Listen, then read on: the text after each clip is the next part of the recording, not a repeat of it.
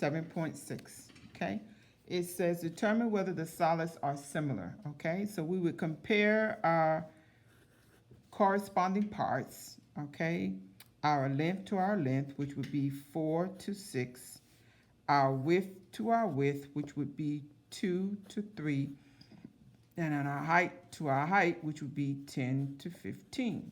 Now, we can simplify, and this would give us a 2 to 3 because 2 into 4 is 2 and 2 into 6 is 3. This is already 2 to 3. We can simplify here. 5 into 10 is 2 and 5 into 15 is 3. So right there we know that yes, this is similar, okay?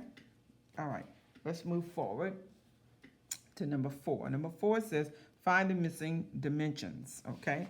So here we have 2 cones, and we know that when we are trying to find the dimensions of the 2 cones, in a case like this, we can cross multiply since they're similar. We do not have to go through the process of finding the volume or the surface area or anything of that nature. We just use what we have. We know that we compare corresponding parts. So we compare the height to the height, it's 1.5 to h. And we compare the radius to the radius, which would be 3 to 1. And then since there are corresponding or similar, we just cross multiply from there. So that this is 1 times 1.5 is 1.5, and h times 3 would be 3h. Then we isolate h by dividing both sides by 3, and we discover that h is equal to 0.5, okay? And that was how we would do that.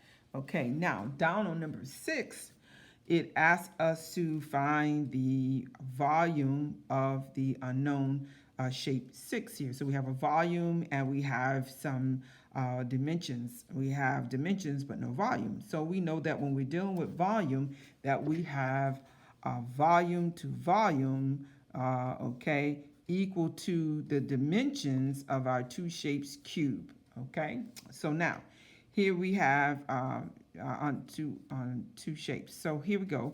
We go with our volume. Okay, our first shape, we don't know it, so we're going to put a V. Our second shape, we do. Our first shape, we have a dimension of 8. And our second shape, we have a dimension of 3.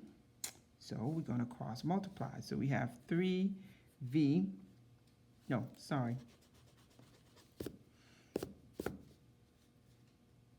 So since we have 8 over 3, we need to cube it. All right, remember our formula.